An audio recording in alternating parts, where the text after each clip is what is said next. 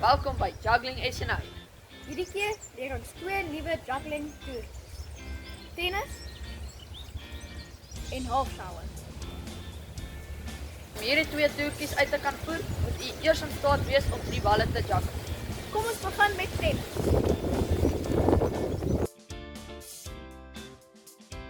Die rede hoekom hierdie triek se naam tennis is omdat dit lyk asof daar 'n net in die middel is en 'n bal wat heen en weer vlieg oor die net. Juggle normaal, maar u moet heeltyd een bal dophou. Die bal wat jy dophou, moet later aan oor die ander 2 gegooi word. Heen en weer. Oefen dit deeglik.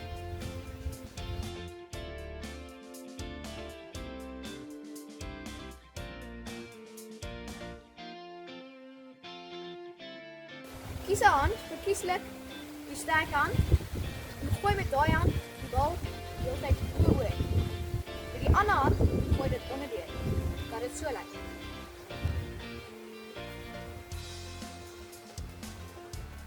Nou kan jy 2 nuwe toertjies doen. Tennis en halfshower. Volgende keer leer ons 2 nuwe toertjies. Dit is reverse cascade en clawing. Tot volgende keer.